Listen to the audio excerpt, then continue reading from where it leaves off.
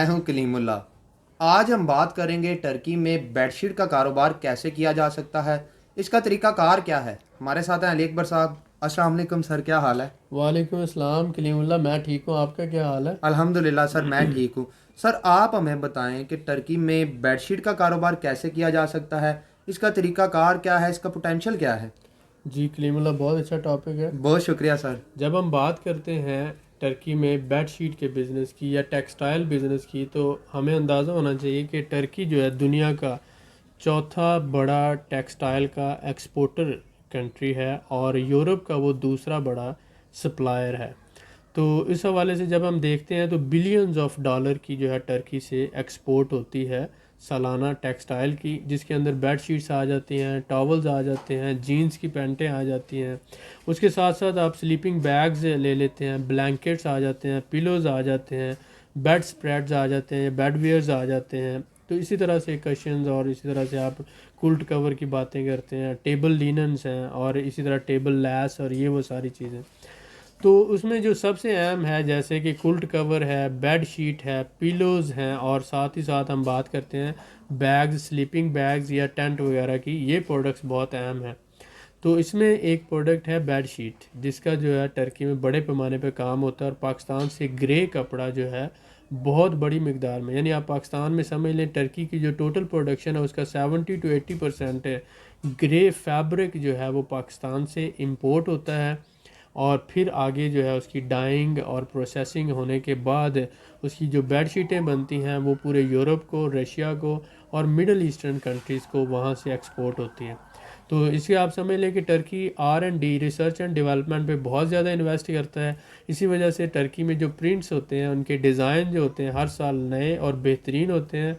और उसके जो आगे डिज़ाइनिंग के जो मामलात हैं, स्टिचिंग है और ये जो आगे प्रोसेसिंग है वो बहुत आला क्वालिटी की होती है, जिस वजह से टर्किश प्रोडक्ट्स की डिमांड जो है पूरी दुनिया में डे बाय डे बढ़ रही है। तो आप ये समझिए कि टर्की सालाना 5 से 10% हर साल जो है उसकी प्रोडक्ट्स जो हैं उसकी डिमांड बढ़ जाती है, उसकी एक्सपोर्ट्स बढ़ जाती हैं। तो इस हवाले से टर्किश जो टेक्सटाइल सेक्टर है पाकिस्तानियों के लिए और पाकिस्तान के लिए इस सेक्टर में बहुत ज़्यादा स्कोप है, क्योंकि Pakistan one of the world leaders है इन द टेक्सटाइल। तो हम दुनिया में जो है टेक्सटाइल सेक्टर में लीड करते हैं, नंबर 1 कंट्री है। तो इस वजह से हम रॉ मटेरियल की फॉर्म में टर्की को सप्लाई देते हैं। तो हम टर्की के साथ मिलकर पार्टनरशिप में एक अच्छा बिजनेस सेटअप बना सकते हैं और टर्की भी हमसे फ़ायदा उठा सकता है, हम भी टर्की से फ़ायदा उठा सकते हैं। जी सर, बहुत शुक्रिया सर आपका। जी वेलकम। सर मैं आपसे जानना चाहूँगा कि टर्की किन ममालिक को बेडशीट एक्सपोर्ट करता है। जी जी, जैसे मैंने बताया मोस्टली जो उसके टारगेट्स हैं वो यूरोप का सेकंड बड़ा सप्लायर है। जी तो सर। यूरोप के अंदर जो जर्मनी है, फ्रांस है, नीदरलैंड है, बेल्जियम है, इटली है, स्पेन है, पोलैंड है, नॉर्वे, स्वीडन है। इन सारे कंट्रीज़ को, उसके अलावा यूके आ जाता है, जी सर। फिर यूएसए है और साथ ही साथ हमने बात की इराक है, सऊदी अरेबिया है, रोमानिया है, ऑस्ट्रिया है और इसके साथ फिर हम यूक्रेन और बेल्जियम इनकी बात करते हैं। ये सारे कंट्रीज़ जो हैं, हत्ता कि रशिया जो है ये बहुत बड़ी मकदार में टर्की से इंपोर्ट करता है बेड शीट्स। जी सर, बहुत शुक्रिया। जी जी। सर मैं आपसे जानना चाहूँगा कि टर्की के किन शहरों में बेडशीट का काम होता है। जी बिल्कुल, आप ये देखें कि मैंने बताया पिछली वीडियोस में भी हम बात करते हैं कि जो एजियन रीजन है टर्की की, जी सर। इज़मीर है, इज़मीर के बाद आगे हम चले जाते हैं, आयदन सिटी आ जाता है, दैनीज़ली है और बुरसा है। जी सर। ये जो है ये टेक्सटाइल के हब हैं ये सिटीज़, जिनमें बुरसा आप बात करें, दूसरा है दनीजली, बेनिजली। तीसरा आयदन है और चौथा इज़मीर और उसके सराउंडिंग के जो इलाके हैं ये सारे जो हैं हब कहलाते हैं टेक्सटाइल सेक्टर के अंदर। जी सर, ये बिल्कुल ठीक है। 5 से 6 शहर हैं टर्की में, तकरीबन 40 से 60 के करीब शहर हैं, जिनमें ये 4-5 शहर जो हैं ये टर्की की टोटल टेक्सटाइल का 90% यहीं पर पैदा होता है। ज़बरदस्त सर। तो यहाँ से आप बुरसा में, दैनीज़ली में, इज़मीर में और फिर आगे आप आ जाते हैं ये जो मैंने बात की आयदन सिटी जो है, इन शहरों में अगर आप जाते हैं तो यहाँ पर आपको बेड शीट्स हैं, टॉवल हैं, रेडीमेड गारमेंट्स हैं, पिलोज़ आ जाते हैं, टेक्सटाइल से रिलेटेड जीन्स की पैंटें हैं, ये सारा जो है यहीं पे काम होता है। जी और सर, आप ठीक हो यहाँ गया। से लेकर फिर पूरे यूरोप को भी एक्सपोर्ट कर सकते हैं, लोकली भी जो है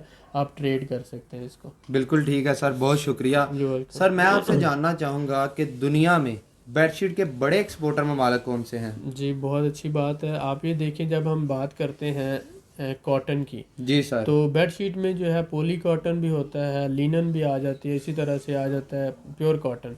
तो चाइना लीड करता है पूरी दुनिया में इस हवाले से, बेडशीट्स के हवाले से।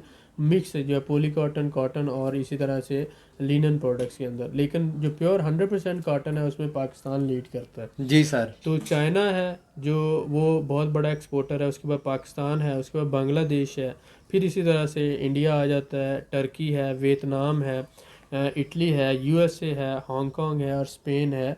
ये ममालिक जो हैं, इसी तरह से इंडोनेशिया आ जाता है, तो श्रीलंका, ये कुछ ममालिक हैं जहाँ पर जो है इसका काम होता है। तो मोस्टली आप ये कह लें जो बड़े प्लेयर हैं उसमें चाइना आ जाता है, पाकिस्तान है, उसके बाद आ जाता है इंडिया है, टर्की है, बांग्लादेश है।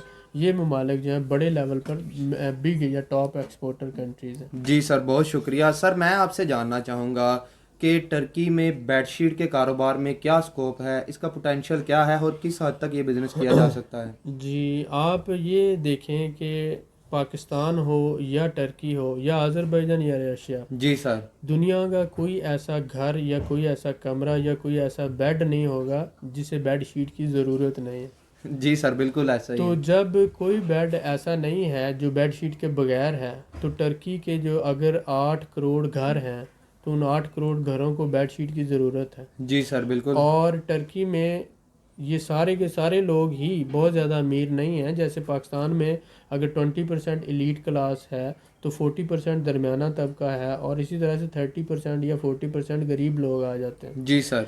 तो हर कंट्री के अंदर सेक्टर्स होते हैं, कुछ गरीब लोग होते हैं, कुछ दरमियाना तबका होता है, कुछ अमीर लोग होते हैं। जी सर।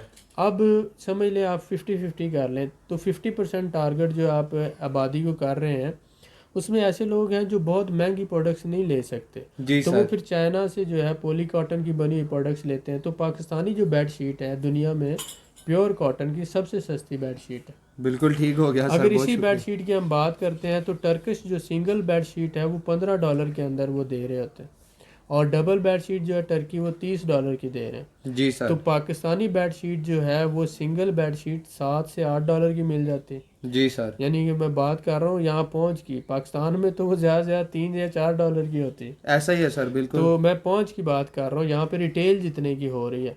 तो पाकिस्तानी जो है अगर वो $8 की रिटेल हो रही है और टर्की की वो $15 की हो रही है, तो आपके ख्याल में जब दोनों की क्वालिटी सेम है, जी तो सर। कस्टमर किसको ख़रीदेगा? पाकिस्तानी तो सर बेडशीट को। रशिया के अंदर, आज़रबाईजान और टर्की में जो लोग एक दफ़ा पाकिस्तानी बेडशीट यूज़ कर लेते हैं, वो हमेशा सारी ज़िंदगी पाकिस्तानी बेडशीट ही खरीदते हैं। जी सर, बिल्कुल ठीक हो क्योंकि गया। उसका रंग नहीं जाता, क्योंकि वो प्योर कॉटन होती है, क्योंकि वो बहुत अच्छी होती है क्वालिटी वाइज भी, और प्राइस में भी सस्ती होती है। तो इसलिए पाकिस्तानी प्रोडक्ट्स की बहुत ज़्यादा डिमांड है। ज़बरदस्त सर। तो अगर आप रशिया के अंदर, टर्की के अंदर या आज़रबाईजान में बेडशीट का काम करते हैं, तो जो बहुत बड़ी प्रोडक्ट्स हैं, जैसे बड़ी कंट्रीज रशिया और टर्की में बेडशीट का बहुत ज़्यादा स्कोप है। जी सर, ऐसा ही टर्की के है। अंदर आप पाकिस्तान से जो है बेडशीट आप कंटेनर मंगवा कर या लूज शिपमेंट मंगवा कर वहाँ पर स्टिचिंग करके टर्की के अंदर उसकी होलसेल कर सकते हैं। या अगर आप टर्की में पहले से रहते हैं, साल 2 साल 3 साल हो गए आपको, तो आप इन शहरों में जैसे दनीजली है, बुरसा है, इज़मीर है, इन शहरों से जाकर आप सोर्सिंग करवा कर आपको लेफ़्ट ओवर भी कपड़ा मिल जाता है, या आप वहाँ पे स्टिचिंग करवा कर भी आप दूसरे शहरों में होलसेल का काम कर सकते हैं। ज़बरदस्त यानी सर। टर्की से ही ख़रीद कर आप टर्की में भी बिज़नेस कर सकते हैं। जी आप सर। बेड शीट की स्टॉल लगा सकते हैं, जैसे इतवार बाज़ार है, जुमा बाज़ार है। उसके अलावा बेड शीट और टॉवल की आप एक अलग से दुकान बना सकते हैं, छोटा सा सेल पॉइंट बना सकते हैं। जी सर, बिल्कुल तो ठीक हो उस गया। सेल पॉइंट पे आप जीन्स की पैंटें हैं, बेड शीट है, टॉवल है, गारमेंट्स हैं, ये सारी चीज़ें रख के आप सेल कर सकते हैं। और ये बहुत सी चीज़ें आप टर्की से भी ख़रीद सकते हैं। और अगर आप बड़े लेवल पे काम करना चाहते हैं, तो आप पाकिस्तान से लूज़ शिपमेंट भी मंगवा सकते हैं, फुल कंटेनर शिपमेंट भी मंगवा सकते हैं। बिल्कुल ठीक है सर। अगर आप पाकिस्तानी बड़े टेक्सटाइल के बिजनेस मैन हैं, या आप मिल ओनर हैं, या आप एक्सपोर्टर हैं, तो भी टर्की में आपके लिए बहुत बड़ा स्कोप है। आप बेड शीट का बड़े लेवल पे काम कर सकते हैं, टॉवल का बड़े लेवल पे काम कर सकते हैं, क्योंकि जो टर्किश मेड प्रोडक्ट्स हैं वो वैल्यू में महंगी होती हैं। पाकिस्तान की निस्बत उनकी प्राइस अगर आप देखें कि 60% टू 100% एक्सपेंसिव होती हैं वो। तो पाकिस्तानी प्रोडक्ट्स जो है क्वालिटी में टर्की की प्रोडक्ट्स से सम टाइम अच्छी होती हैं, लेकिन प्राइस से उनसे 50% और 40% कम होती हैं। तो इस वजह से पाकिस्तानी प्रोडक्ट्स की बहुत बड़ी मार्केट है रशिया और टर्की। आप यहाँ पर होलसेल भी कर सकते हैं, एक्सपोर्ट भी कर सकते हैं, और यहाँ पर रिटेल बिजनेस भी कर सकते हैं आप इन प्रोडक्ट्स में। जी सर, माशाल्लाह आपने बहुत ही कीमती मालूमात से आगाह किया, जी जिससे बहुत हमारे शुक्रिया। भाई बहुत ज़्यादा फ़ायदा हासिल कर सकते हैं। इंशाल्लाह। इंशाल्लाह करेंगे। मज़ीद मालूमात के लिए हमारे चैनल को सब्सक्राइब करें, वीडियो को लाइक करें और शेयर करें, बेल आइकन को ज़रूर प्रेस करें ताकि हमारी अगली वीडियो आपको मिल सके। अल्लाह हाफिज़।